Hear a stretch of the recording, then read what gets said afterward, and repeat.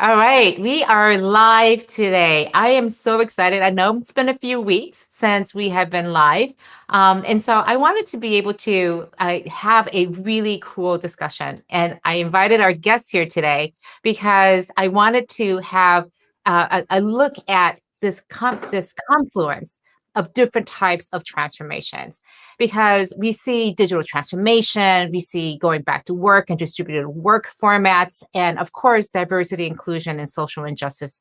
These are all transformations and disruptions that we're all facing. So I thought we could learn a lot from all these different types of transformations and learn about how we can do all of them better by focusing on one particular one.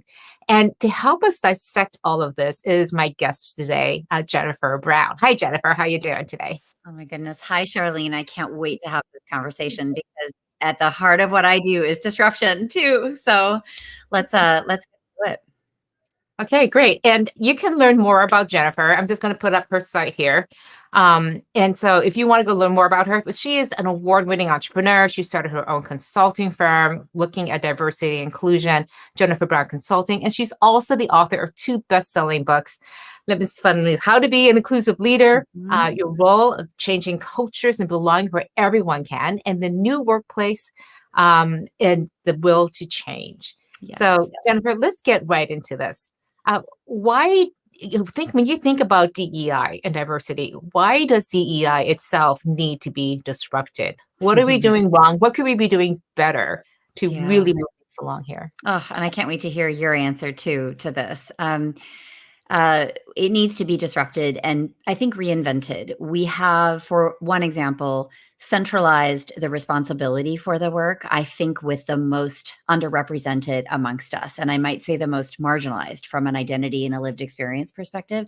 So I look at organizations every day and I am alternately really proud of having been that LGBTQ employee, because I am a member of that community, or been in the women's network and really pushed change from the bottom, while not necessarily being met from the top with an equal amount of energy and investment and commitment and skin in the game, really.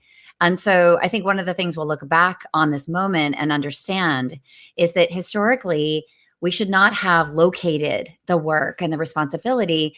I mean, yes, involved in a meaningful and concrete way, but not assigned the responsibility and sort of what I call carrying the water for change with those of us who were struggling relatively more to bring our full selves to work because of bias and microaggressions and all the things that we know permeate organizations. And so that is one thing I think really to disrupt that. I really wrote my second book to disrupt that, to say to everyone else who's sitting on the sidelines, hey, we need to step in. We need to do more. And when I say we, this is taking off my female hat, my cisgender female hat, my pronouns are she, her, hers, taking off my LGBTQ hat and putting on my white identity hat, putting on certain other hats where I'm not in an affected community and where I need to do more, step in off the sidelines and say, I'm an aspiring ally, I'm a co-conspirator, and I'm putting whatever privileges I have into play to change outcomes for others because I know our destinies are interwoven. They're interconnected. So we will get there, but we're in this really funky spot of realizing and having that aha moment and that awakening over 2020 and 2021, that awakening on a part of a lot of people who I think thought this has nothing to do with me. Right. And I love that, because you're talking about point from that perspective of that privilege. The way I think about disruption is very similar. We feel disrupted when power is shifting. And the reason why we are feeling so disrupted around these topics of social justice and diversity is because we never realized what the status quo looked like. And now that power is being exercised in a way that's hitting us straight in the face. And we're like, whoa, we didn't know about this power shift that's going on. And so where do I fit in this world? What is my role as an ally? What is my role as somebody who has been oppressed and didn't realize it? As part of the Asian community, we're like, so many people are just beginning to find their voices. I know, it's so wonderful and heartbreaking that wasn't or hasn't been as much of the case as it should have been. It's inspiring. And I have so many hopes for that particular conversation to really accelerate. It's super overdue. Right. And so the way I think about disruption and diversity and DEI is this is a place where power needs to be exercised. And we Mm, use the word privilege, I think it's actually power. The yeah. people who are in positions of power to make the change haven't been using it. And we're asking, as you have said, the people who have the least power, the least privilege to make that change. That's not how you get change done. No, And no. so the disruption is coming, I believe, needs to come from the people who are in power, the people who have the ability, because they fit in, to be able to stand out and really shout from the rooftops, this is not the way it should be. And Well one said. of the, yeah, so, one of I just got off a call with Tom Peters, the incredible guru, and he was saying, look, there's no reason why your board shouldn't be diverse, shouldn't be 50% women, shouldn't be 50% people of color versus, oh, we have one, we're done. We have one over here. We've Or done our versus number, like right?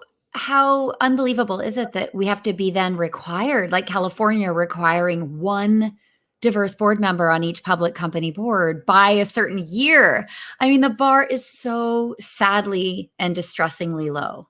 And why are we waiting to have to be in compliance to do something that would almost true up our board representation to the world that we are doing business in? Why is that such a hard understanding and link to make? I just don't Again, I I, don't I get think it. I think again, if you think about the numbers, and there are so many studies that equate the fact that you have women in executive leadership groups and in presences and on boards. But there was an interesting article in the December issue of Harvard Business Review about Robin Ely, who has Oh, been yeah. a huge Love her work. advocate for this. And what she said, it's not about the numbers. It's really about the change that comes. Do you actually transform your organization because of the presence of women and people of color in different parts? I mean, whatever, people who may be physically challenged, of LGBTQ, in Mhm. so many different ways of looking at diversity. If the organization actually changes and transforms, that's where you see the business impact. It's simply not just putting people in It's so positions. true. And I would add, Charlene, that like if you get them onto the board, can you keep them? So it speaks to the culture of the way boards are with each other, right? From an inclusion perspective, that matters so much. You can bring them, but will they thrive?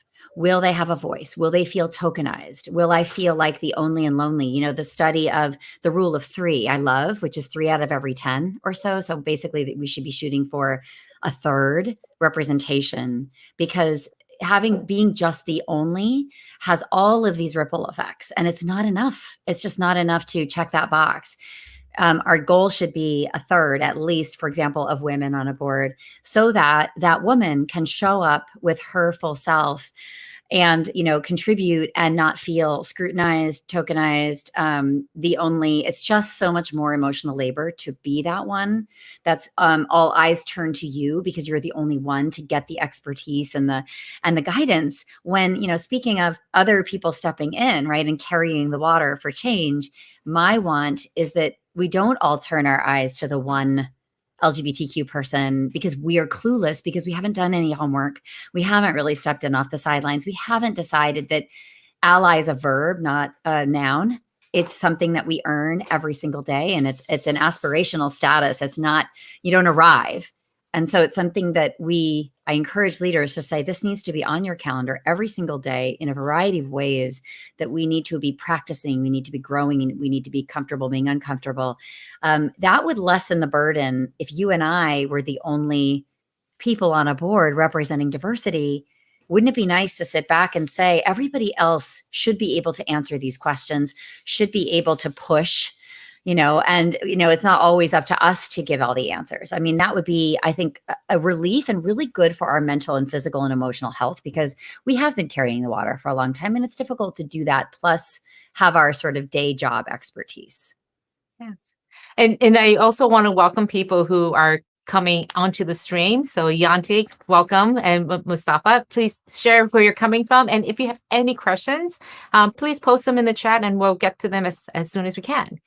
I want to talk, just key on something that you said, Jennifer, which is you're talking about the leaders and how they have to show up. And this is a really difficult thing.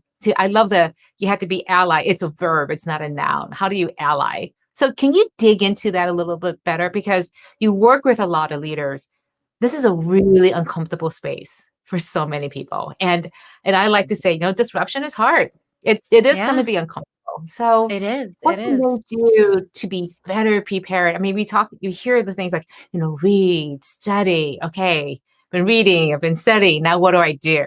Leaders love to do things, but it's incredibly hard and Yeah, incredibly nerve-wracking because it they're going to is. say the wrong things and don't know what to do. So It is. And by the way, I love everybody weighing in from all over the world, Charlene. This is incredible. What an audience you have.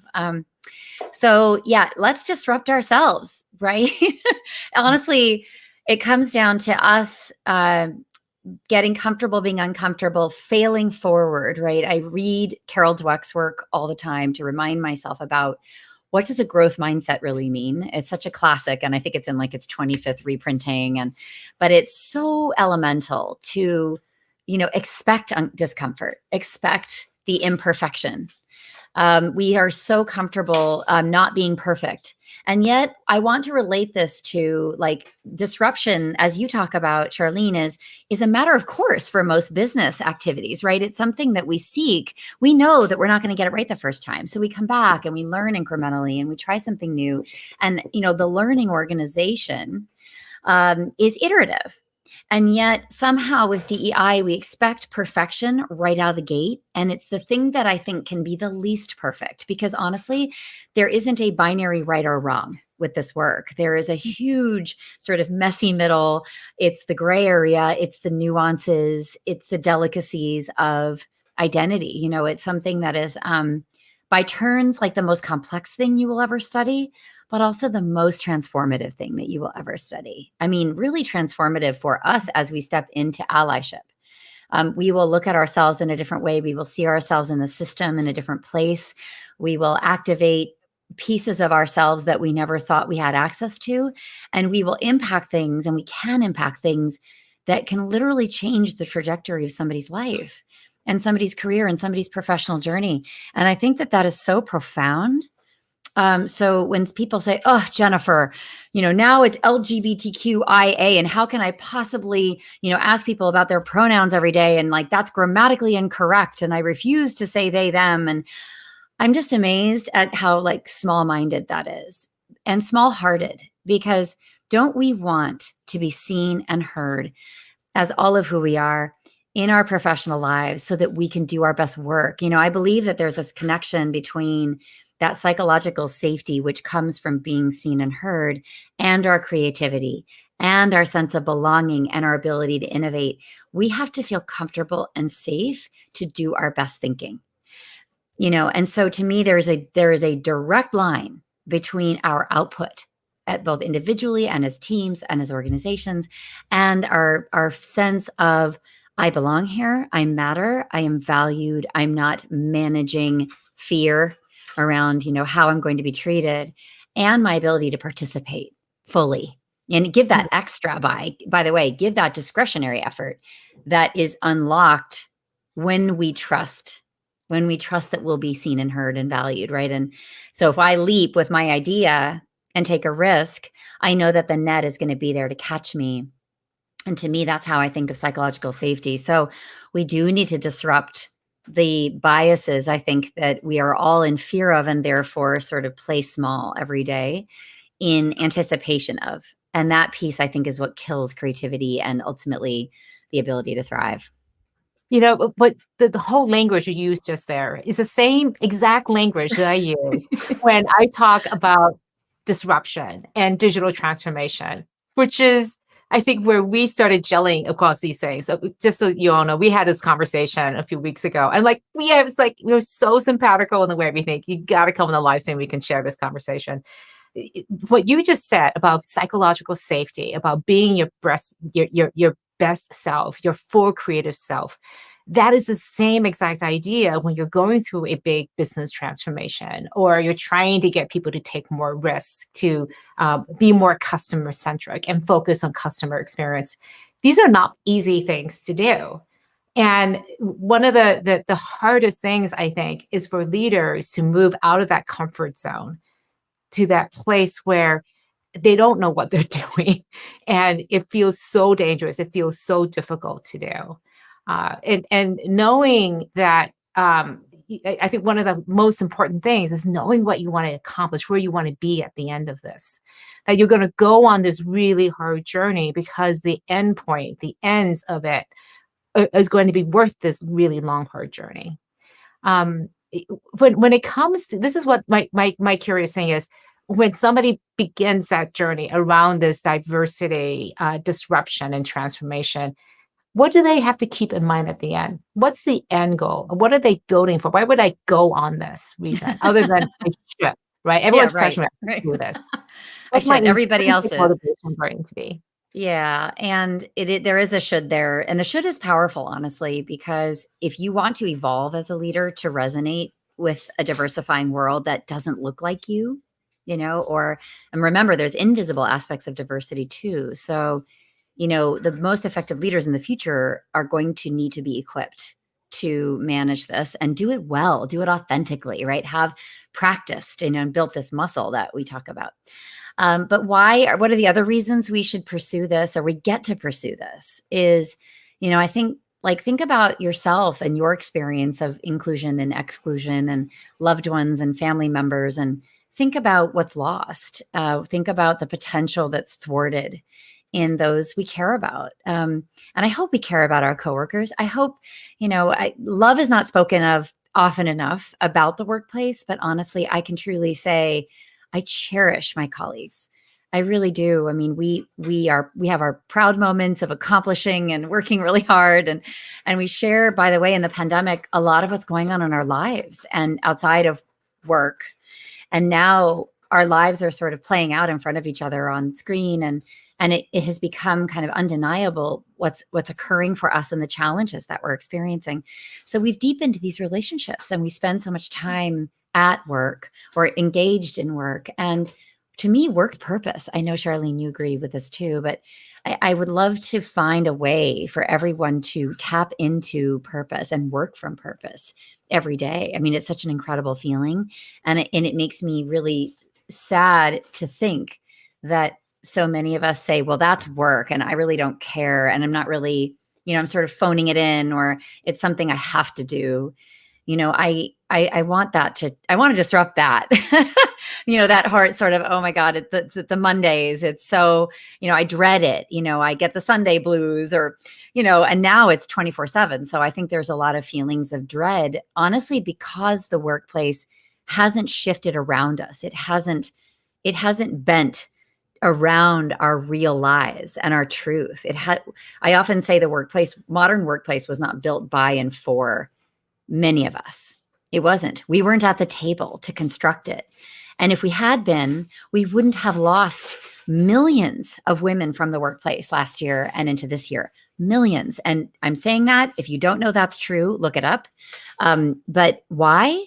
Because it wasn't built by and for us, and we never were asked. And we weren't even at the table because we weren't represented in the workplace. And if we had been at the table, maybe there was just one of us and we were afraid to give our input because we didn't believe that we would be valued. So, I think we are in this crisis point of losing incredible talent. And any leader who doesn't care about a crisis and a talent emergency, you're really not doing the work. I mean, and I would say to anybody, if you are comfortable right now, you're probably asleep at the wheel. There's a lot going on that is very uncomfortable for so many others. And our opportunity is really to understand that discomfort, activate that allyship to say, well, how can I solve for that? What is something that I have more comfort around? More access, more ease, more permission, more voice. I'm a member of, or I'm seen to be a part of this cohort that has that power. How can I activate that? And I'm telling you, this is not a giant undertaking. These are small things. These are sending an email. These are having a conversation with someone to understand belonging more. And being advocates for others' success is the job of a leader. And it might be changing, and you might feel, I love Marshall Goldsmith says, like, what got you here won't get you there. I say that all the time. That is essentially disruption. but the problem is if you're so comfortable, you're not likely to disrupt yourself. And by the time you realize that you needed to disrupt your leadership style, it will be too late. Hmm. So do it now, seek it out, and say, I'm investing in my future. This is literally investing in my future success, but also my legacy as a leader. What do I want to be known for and remembered for? Did I change? Was I agile? Did I reinvent? Did I experiment? Was I uncomfortable every single day? That's, I think, what's expected. And we want to see that kind of evolution in our leaders. We want to know what you don't know. We want to know where you're uncomfortable. We want you to talk about it. That is also what's happening is learning in public. And I think that's really scary for people because it's so not what we have rewarded and welcomed and normalized. Yeah.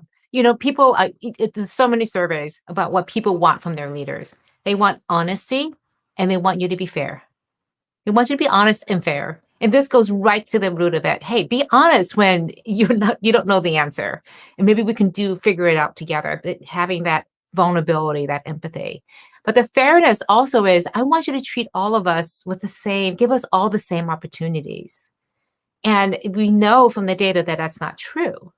I've been talking about some of the data that shows, especially in that very first line manager role, there's very little equity. Again, white women and men of color are getting close because they're being promoted at the same rate of their population. And white men, much more, and women of color, much less, at about a third less. And the reason why that's so important is that, again, it's not about even getting into the C-suite. This is the first line of management. Yeah.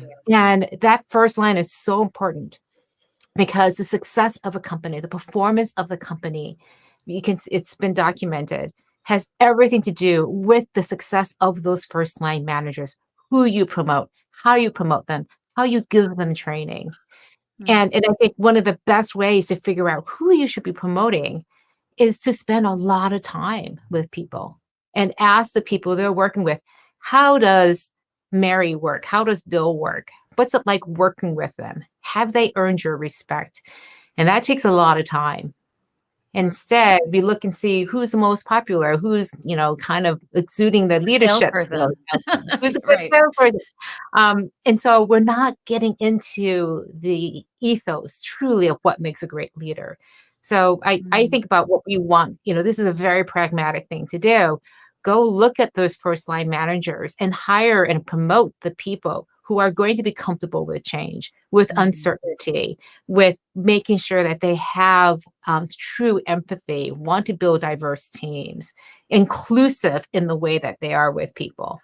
Because when you draw people into you versus pushing them away because of the differences, that's the mark of a great leader who can create change and be comfortable with change. And it happens every single day in the way that we develop and promote people within our organization. Boy, that is so true, Charlene. People leave managers before they leave the company or the job. It's direct manager is the one that has everything to do with these pieces. And I would say we call that middle management level the frozen middle. I'm sure you use that too, which is somehow the middle of the organization is the most difficult to get on board or get adoption of different training content or education or alignment or accountability. And yet that middle layer is where people get lost, like you said, because, and where I feel compelled to leave my job because I'm so miserable because my manager doesn't get it.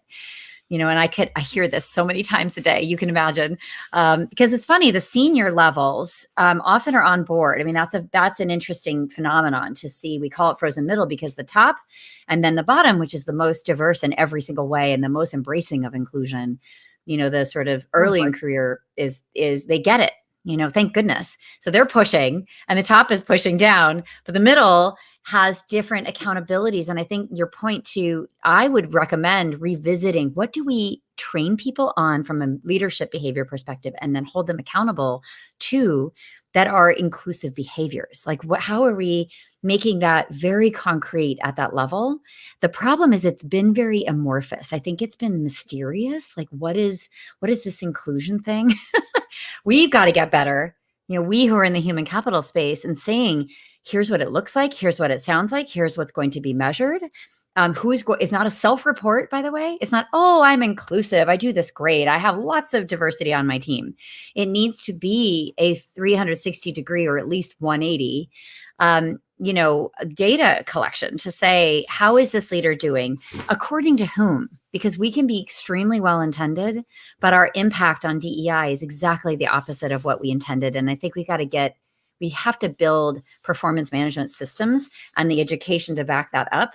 So somebody's very clear, here's what I do, what I should do, here's what I need to get good at, and here's what I'm going to be held accountable for from a comp and a rating perspective. And I think that would start to shift. We can't always rely on the moral argument, which is what we call it in my world, like do it because it's the right thing to do.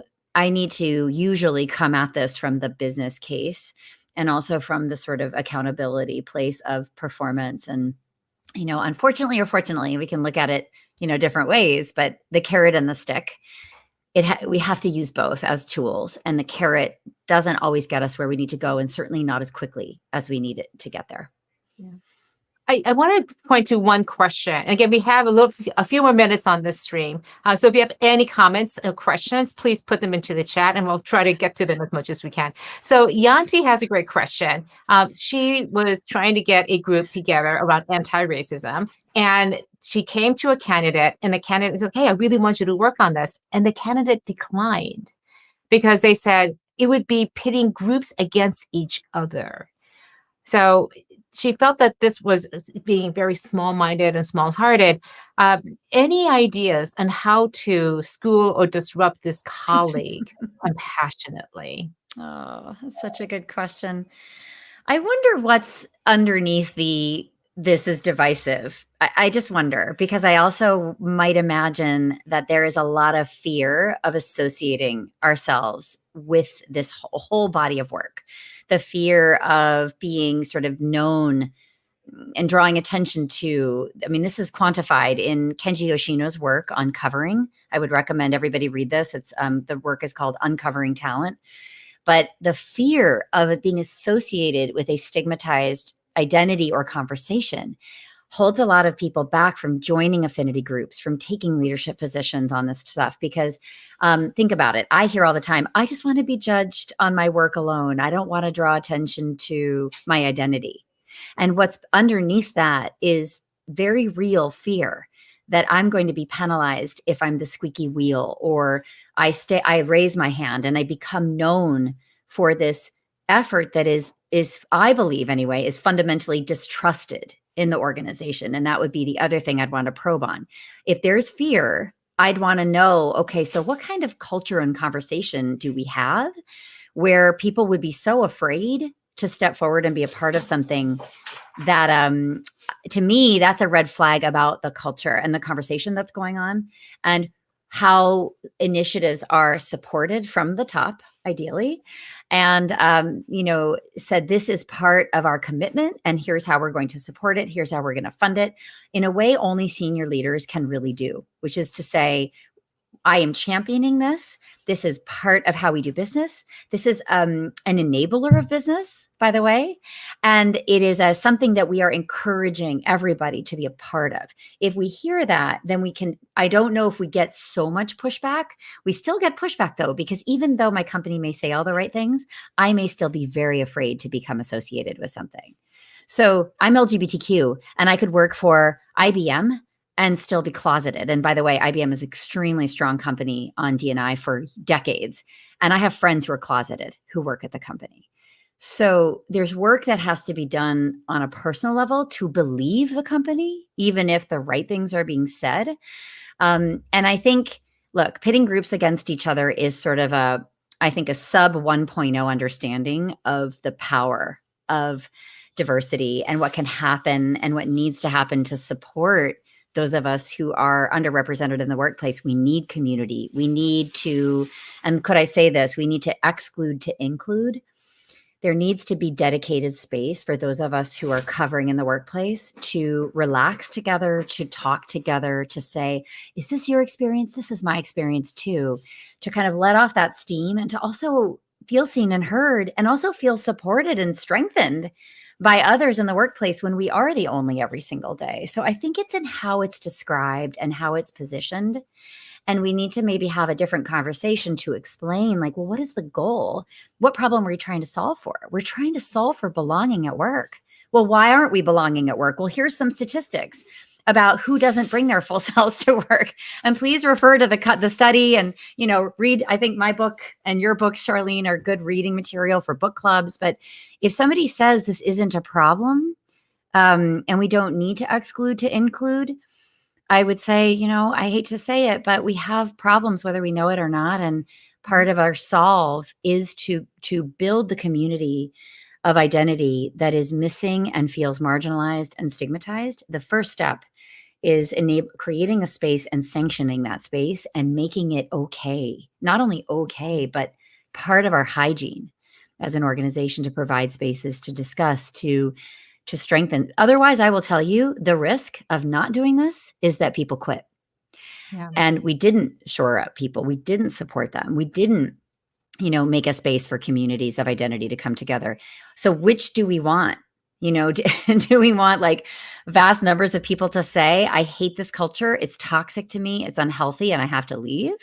Or do we want to investigate, well, what is getting in our way and how can we make it better? That's like fundamentally the choice. And let me relate this to the whole disruption space, because I come into so many companies and you go, we've been successful for 50 years, 100 years, whatever it is, 10 years. We know what we're doing works. And we're just going to stick with it. I'm like, I get it. I can completely understand that. And I would give it that credence if, and only if, you have looked at every other option and you have come back here and said, despite looking at all the other options, this is still the path. And you haven't done that work. Yes. That is the work, I think, when we're trying to disrupt diversity is, have you looked at what it would look like? What would it feel like to have a different approach to how people show up, that they could bring their whole selves? What would that feel like? And to step into other people's shoes who may not have the same lived experience as you is such an important part of this. So I look at transformations across the board as a difficult thing. But what's so fascinating to me is that we use the exact same language, so that if you go good at disrupting all the issues around belonging in your organization, you're also going to be disrupting your culture to be more agile, to be more risk tolerant. You're going to be disrupting your strategies to be much more focused on customers. This transformation and disruption across the board is going to rise the tide for all of these efforts. Don't treat them as separate efforts. They are one and related to each other. It's such an interesting thing that I think the last issue that we want to talk about, and we're going to do this really quickly, we're going over time a little bit here, is how do we disrupt DEI efforts? Mm-hmm. And I think this is one of my key takeaways, is we can't think about it as only DEI. We're shortchanging leaders, we're shortchanging our organizations if we think it's only about that. And I think that's one of the opportunities, if we can broaden that, but still keep it really focused on one of the key outcomes, that we understand that if we exercise our skills and our capabilities and frankly, our confidence in being able to create more inclusive organizations, we're going to also do so much more work in these other areas. Agreed. I mean, disrupt our comfort, disrupt other people's comfort. In a way, if you have any kinds of privilege or access, or you're an insider, or whatever, you're very senior, disrupting others is risky, Charlene, because there is an impact of it, which means that you are not always welcome. If you become the disruptor, you're introducing difficult conversations and reflections. You're holding up a mirror.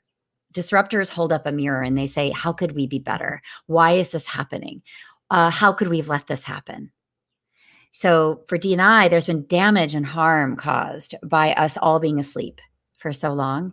So know, everybody, that as you sort of undertake this, that you won't be the most popular person sometimes amongst perhaps your peer group, perhaps you become an outsider that used to be an insider, because you step out of the system and you say, wait a second, this has to be disrupted. And I'm the one that's going to disrupt it. I'm not going to wait for somebody else to do it, because if I do wait, it's not going to happen. And that's not okay. So I'm going to disrupt it. So I do think, Charlene, the courage aspect of disruption, when we step outside of the status quo, where everybody is kind of, keeping going and like don't want to have any threats and rock the boat and all those things that, we hear as resistance points. I think, think about what gets in the way for us to be a voice for change. Is it our own confidence? Is our lack of courage? Is it not knowing what to say? Or is it a fear of losing our status or our membership in a certain cohort? I think we have to be honest about that too, Charlene. So it's a real call to bravery and courage. And I wish it didn't require that. But look, people don't want to change. Systems don't want to change. So disruption calls on us to be courageous and build a new muscle, which I honestly think is a critical muscle for not just leadership, but humans. I mean, disruption's happening in our families. Diversity, equity, inclusion is at our doorsteps, in our communities, with our kids. It's everywhere. And so let's lean into the discomfort and be the courageous voice, so that somebody else who's relatively struggling more doesn't always have to be the one. And I think that would get us where we need to go much quicker. Yeah. I'm going to close it by putting up 2 comments from people. This is from Brenda. Certainty and confidence are rewarded, not vulnerability. Yet vulnerability is the opening to creativity, innovation, and real connection. Yes. That promotes transformation. And this has to happen in leadership first. Love that. And there's another one here. I'm going to try to find it in the mass of, I don't know if I'm going to find it here. We have so many good comments. Thank you, everybody. So really, really good. It's just so helpful to hear all this.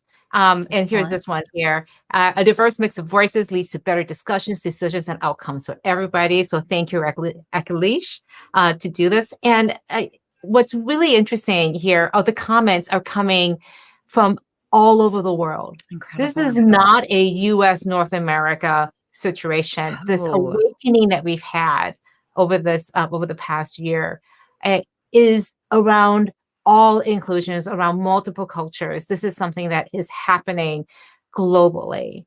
So I want to thank you, Jennifer, for spending the time. This has been incredible. I've got a ton of notes that I've been tapping away and adding to my lexicon. This will not be the last time we jam together. I definitely want to have you on my podcast, Charlene, where we can continue to dig deep. And I just want to thank your audience, my audience. Like, it's incredible to hear from everybody all over the world about our universal human experience of inclusion and exclusion and belonging. I mean, this stuff transcends nationalities and cultures. And I just find that so profound because we're working in the global world. And I love, it brings us closer when we can have that kind of conversation and share similar terms and lexicon like this. It enables us to get deeper with each other, trust each other more, find that purpose that I want each one of us to know what that feels like, and also to unleash our human potential, which is just honestly what we should all be going after every moment. So thank you for having me. I appreciate it, everybody. And for all of you, please, oftentimes, again, let's stay in touch. Let's stay connected to each other. And all the best to you on your various journeys of transformation and diversity. Take care, everybody, and have a great day. Bye-bye. Bye.